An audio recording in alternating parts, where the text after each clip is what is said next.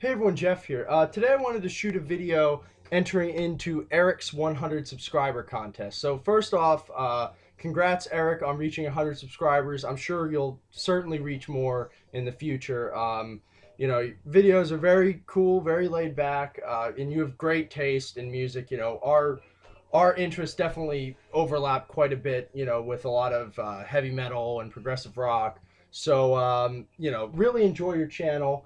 And I always appreciate the cool comments that you leave on my videos. So congrats on that. And Eric started a contest where we were to list our top 5 guitarists. And I'm going to have some honorable mentions. And when he sent me a message on Facebook letting me know that the contest was up, and I watched the video and I saw that the prize was Hand Cannot Erase by Steven Wilson, which as of right now is my album of the year 2015. I just don't have a copy on vinyl yet. But so that definitely sweetens the deal for me. But this is a topic that I kind of wanted to touch on anyway. Just top 5 guitarists. Just a little bit of background on that. I play the drums and the keyboards. I'm young enough where I guess I could pick up the guitar at some point if I wanted to, dabble in it, I guess. But it's not my main instrument, so the perspective that you're going to get here is not going to be from a guitar player. I don't play guitar. I just listen to a lot of music that has guitar. So I guess the first thing, just what I've got on the background, totally unrelated, but Billy Cobham George Duke Band live on tour in Europe. Cool album. Actually, John Scofield, the guitarist here, is really, really excellent. But picked this up and finally getting a chance to spin this. So anyway, I guess I'll get straight into it. I've got a couple honorable mentions, and I'll get those out of the way first. Speaking of Steven Wilson, I've got his last album here, The Raven That Refused to Sing and Other Stories. And I've got that out because Guthrie Govan, the guitarist on here, I believe I'm pronouncing his name correctly, is absolutely phenomenal. He's worked in the Aristocrats as well, and just a really, really gifted player. And you listen to this record, you listen to Hand Cannot Erase, and it's abundantly clear that he's a great musician. So honorable mention there. Another honorable mention here is Steve Morse. So solo stuff, played in Kansas, played Deep Purple. Really did a lot of stuff. But this is Flying Colors, and this is the self-titled record. And you'll see here, I got to meet the band when I saw these guys live on tour for this album, which came out, I guess, in 2011. And he signed the record for me along with the rest of the band. So another honorable mention there. Really, really great player. And he's creative with a lot of his solos, too. So I like that. Another honorable mention, Steve Howe. How could I not mention him? Really talented guitarist. And he's one of those guys, too, that has a very unique style, and you can tell when it's Steve Howe that's playing. So just pulled a couple Yes records to show here. Yes album, which was his first record with the band. And those are my honorable mentions. My top 5, these are going to be in no particular order. But the first one I'm going to mention here is Frank Zappa. Most people probably saw this coming. I'm a huge Zappa nut. I'm on a quest to get everything he has on vinyl and CD, so quite a task. But the thing with Frank Zappa is that a lot of people, when they're talking about him, they'll talk about what a fantastic composer he was, or what great insight he had in social issues and that sort of thing. But as far as just a guitarist and not a composer and a band leader, he's not usually towards the top of a lot of people's lists, but really he's quite a gifted player, and I really like listening to his guitar solos. They're just creative, and he's a fun guy because he's not afraid to go outside of the changes a little bit and play some kind of off-sounding stuff, and just a really, really great musician all around. So I just pulled a couple Frank Zappa records from my collection to show here. I have a lot more than this, but here, his first record with the Mother's Invention, Freak Out. So that is pretty notable. Absolutely Free, which is one of my favorites from Frank Zappa. Roxy and Elsewhere. Lots of really great guitar work here. And also Hot Rats, if you're curious about what he sounds like in a more jazz fusion setting. So really, really great musician, and there's no way I could have not included him in my top 5 guitarists of all time. Let's see what I've got next here. The next guitarist I want to talk about is Steve Rothery from Marillion. Absolutely one of my top 5 guitarists, maybe even my favorite guitarist. Just depending on what sort of mood I'm in. But I pulled a couple Marillion records to show here. Misplaced Childhood, Fugazi, Script for a Jester's Tear, of course.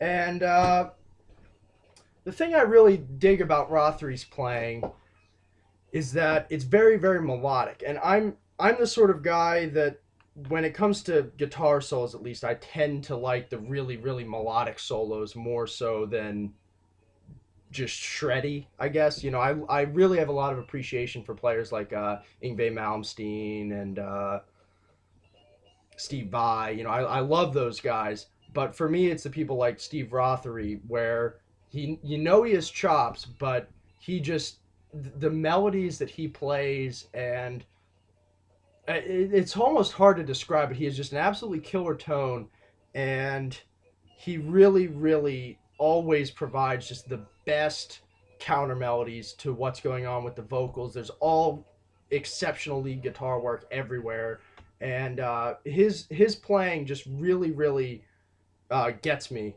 in a good way. I got Brave here on CD. This is signed by Pete Trewavas, the bass player in Marillion, and I've just pulled this because the solo in The Great Escape, or just the entire track, there's lead guitar work through the entire thing. You can really hear what a great guitarist he is on this album, and especially on that track. But really, really great, really underrated. And another way you could see what a great guitarist he is I got a couple DVDs here. Recital of the Script. This is early Fish era stuff. And then Live from Cadogan Hall, which is a more recent acoustic thing with Steve Hogarth. I mean, but you can really see what a great an emotional player Steve Rothery is when you watch him play, because he gets so into it, and you can tell that every note that he plays is there for a reason, and it's just it's hard to describe, but you just watch him play and you can tell that he's really speaking to the people that are listening to him. And I just absolutely love his guitar playing, and for me, he is really a big part of what makes Marillion one of my favorite bands. So had to talk about him for a little bit. Another top 5 guitarist for sure for me would be the mighty Chuck Schuldiner from Death and later Control Denied. Still absolutely such a shame that he's not around anymore, because he really was the guy that pushed death metal, into the forefront as a genre as a whole. And then once death metal was established, he was taking it in all sorts of jazzy and progressive and technical directions.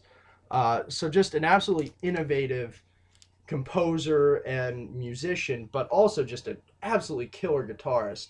So I just pulled the albums I have from Death on vinyl. Leprosy, this is earlier, more primitive death metal. Spiritual Healing, which actually, the fact that this has Chuck Schuldiner and James Murphy, the guitar solos on this are just outrageous. And, Chuck is one of those guys, too, where he shreds a lot. I mean, it's death metal, of course he does. But just really, really well thought out solos, very melodic. And then I have Symbolic here, which for me, this is the holy grail of death metal, or at least one of them. If you're looking to get into the genre, this is one of the first albums I'd recommend. So Chuck Schuldiner, absolutely fantastic player, really great solos, and I understand that he didn't understand music theory, and he didn't really read. He kind of made up his own scales and stuff. So, the fact that he was as technically proficient as he was without a background in theory is kind of impressive. But really, really great musician and great guitarist. So had to mention him in my top five. Now, another top five pick for me is Jim Matheos from the progressive metal band Fate's Warning. And I pulled Awaken the Guardian here on vinyl. This is earlier Fate's Warning with John Arch on vocals. And I also pulled a couple of my favorite Fate's Warning albums with Ray Alder. So we've got Parallels, No Exit, A Pleasant Shade of Gray, Perfect Symmetry, and Inside Out. If you're not familiar with this band, all of these albums are excellent, but what really makes this band great, at least early on for me, is the fact that there was a lot of really, really killer guitar harmonies and dual lead work. And Jim Matheos is one of those guys, too, where even, on an album like Pleasant Shade of Gray, where he's the only guitarist, he really, really shines. Yeah, I mean, Fate's Warning is... I mean, a lot of progressive metal groups have a keyboard player, and Fate's Warning doesn't, so the whole focus is on guitars, and he really doesn't make you feel like you're missing anything.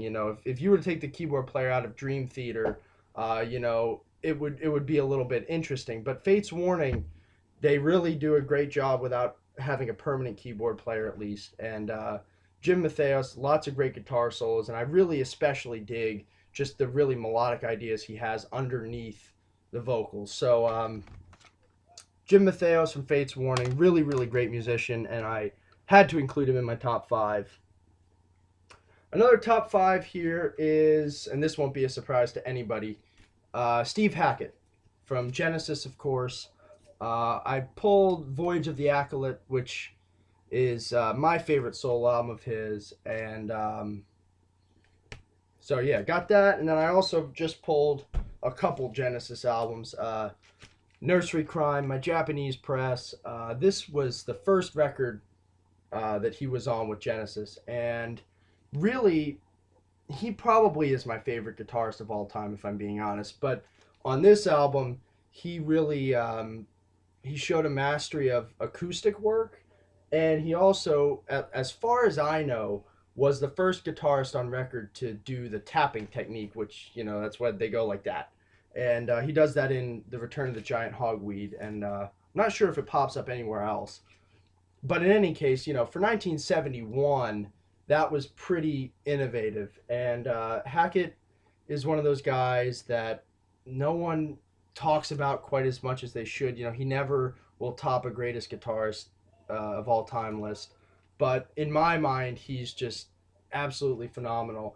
And he's one of those guys, too, like Steve Rothery, where he has a lot of chops, but the focus is always on melodies and really just making lyrical solos. And love his playing, love Genesis, of course. So show that. And I also have Sell England by the Pound, which Firth of Fifth, that just, that might be my favorite guitar solo of his.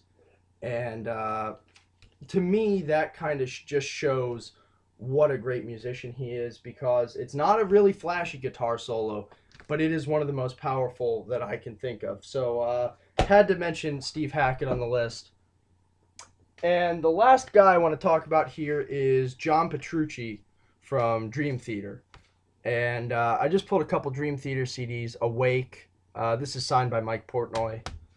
Live Scenes from New York, which this is, triple disc. And Live at Budokan, and this is another triple disc. But anyway, the thing I like about John Petrucci is he certainly is a shredder. He listened to a lot of Joe Satriani and Steve Vai, Yngwie Malmsteen. He has all of the really, really incredible technical chops. But he, to me, maybe it's just the fact that Dream Theater's music really connects with me, but he also has a lot of the melodic edge and ability to make a really, really memorable solo that I like a lot. So he's another guy that's really up there for me. And in terms of technical proficiency, I mean, I can't think of another guitarist that is quite as proficient as he is. I mean, Dream Theater's music is extremely demanding, but especially from a guitar standpoint, there is some absolutely wicked stuff in their music. And he just, you watch him play live and he just does it with ease. So John Petrucci, and that finishes out the list here.